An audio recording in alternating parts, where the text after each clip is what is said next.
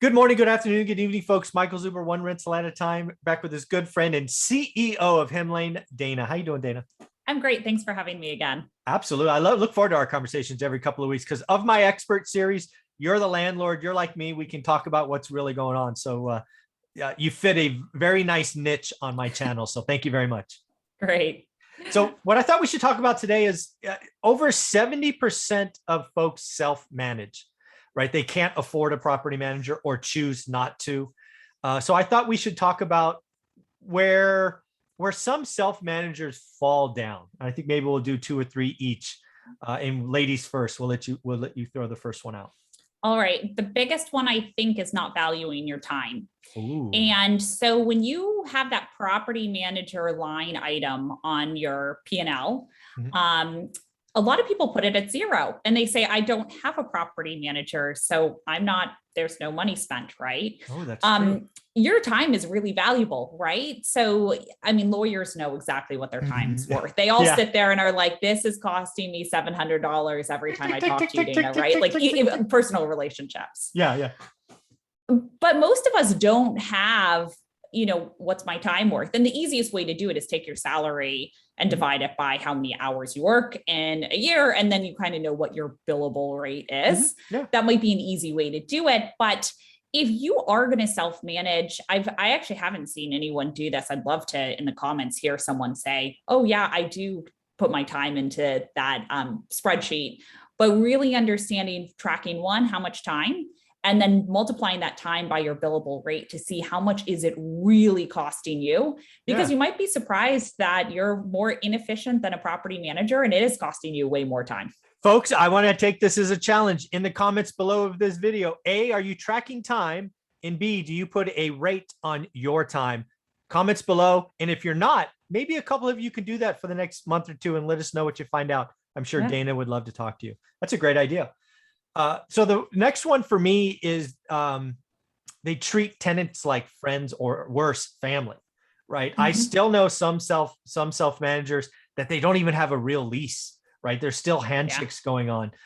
The one reason that we were able to get through the pandemic relatively unscathed is our tenant selection criteria, right? Very tight box. You're either in or out the box. And frankly, the box probably got even tighter during the crisis. So this is a business. Yes, you want to be friends with them and I get it. It's a business. Treat it as a business. If you don't, you will eventually get got. There are professional tenants. It will be an unpleasant experience. You will lose a lot of money. You will get a lot of gray hair and you will wonder what is wrong with people, but you made the mistake. It is your property. It is your business. Run it as a business. So that's one I still see too often. Yep. Yeah, no, I agree. And that goes on to actually my second one, which is very similar in the sense it's becoming emotional with the property. Like this is a business and something goes wrong and there's suddenly this emotion where like, it's hard for you to sleep. Like I've heard landlords say, I haven't been able to sleep because of this really stressful situation with my tenant. And it should be run like a business. You should have a very concrete lease. I mean, to your example, some don't have leases, or very concrete ones, but there should always be a lease where you say, okay, what do we do in this situation?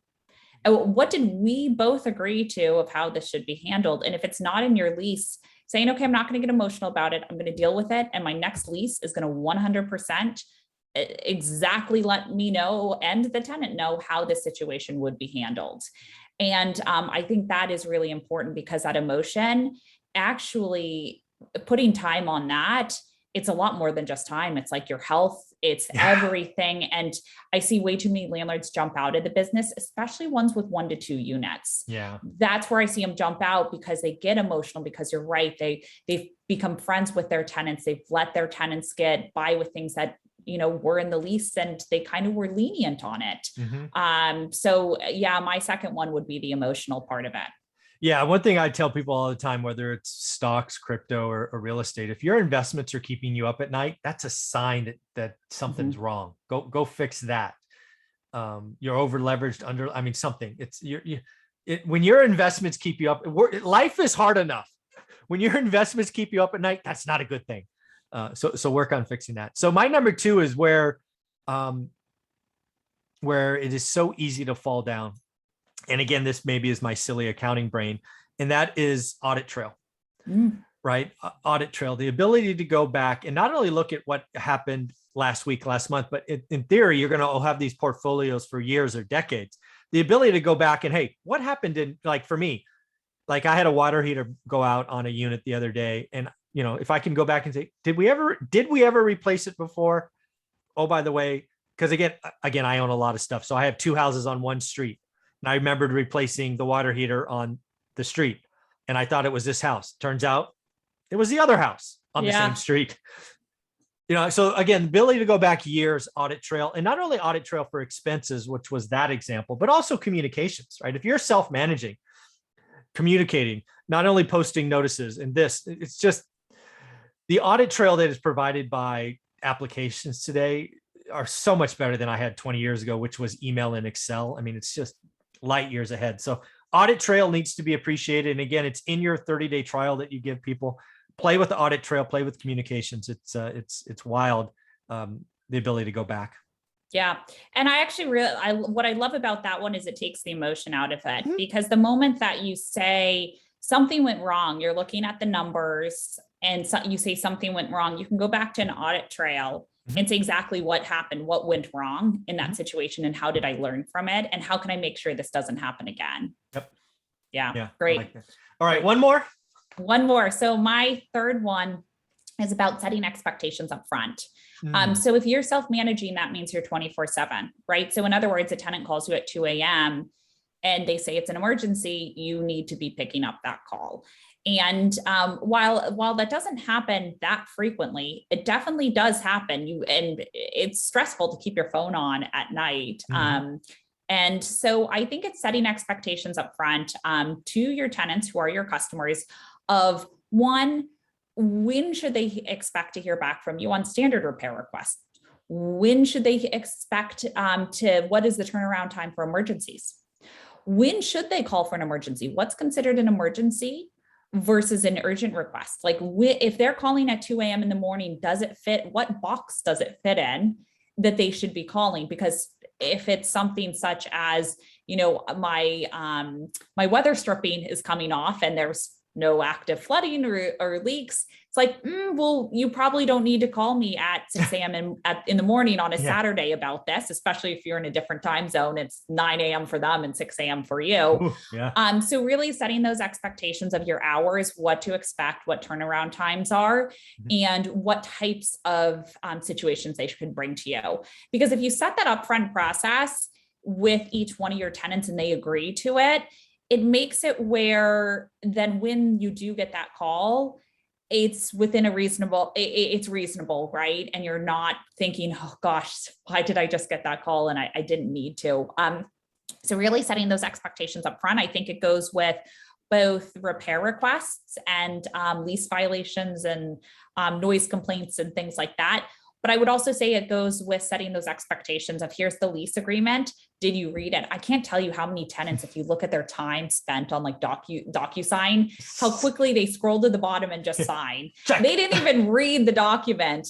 And, you know, it's the unfortunate nature of how, I mean, it's good that people trust you. Your tenants trust you when they sign that lease, but it's also important to say, can you make sure you saw this, the late fee? Can you make sure that you saw this? And so I think from that perspective, I would just say that if you can set up as many upfront processes and procedures and share that with your customer, the tenant, both of you will have a much better experience. Yeah. The last one for me is the connection between move in and move out. Right. When they move in, everybody's happy. They're excited to be there. You're excited to have them. They've also given you a deposit, at least in most cases. Know this, they expect that deposit back. In most cases, 100%. Now, in most cases, at least for me, there are years between move in and move out. Yeah. If you don't have that down, documented pictures, initials, you know, like how it moved in and how it moved out, you're just the nonsense that you unfortunately have to go through. And as a landlord, most of the time you will give in and just give back maybe more than you should. Have that tight, have that pictures, have the same process, have the same procedure, show them this, that. Don't do, like you always say, don't paint the place yourself. because then how do you know what the value is? You've got to treat move in, move out as connected activities. Unfortunately, they're connected likely over years. But I promise you, as a landlord, you will have move outs. And if you don't tie those together, you could be out hundreds, if not thousands of dollars. So that's the last one for me. Yeah. And I love that connection piece, because the connection, I don't think of just as the move in and move out. I think of it as even your annual or biannual inspections that you do, that you can sit there and tell them, especially if they're going to be there, if it's single family home, they're going to be there 3+ years.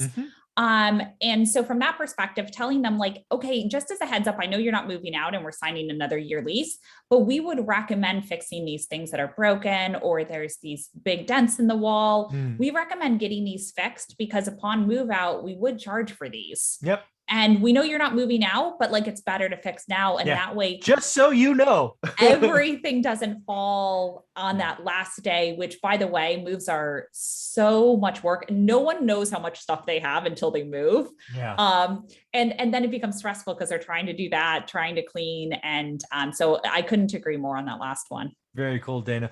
Well, again, folks, Himlane has a 30-day POC, which you can get at himlane.com. More importantly, she has a PDF in my free course about how to execute the 30-day trial. And if you are in my paid course, you have a special treat. She's done a whole video series about how to go through the 30-day trial. And I strongly recommend you do that. A lot of you are new to the course. You have your buy box and you're doing the work and you're asking what else to do. Well, if you got to do some other stuff, I suggest practicing being a landlord and going and getting the POC. So Dana, thank you very much for everything. Great. Thanks, Michael.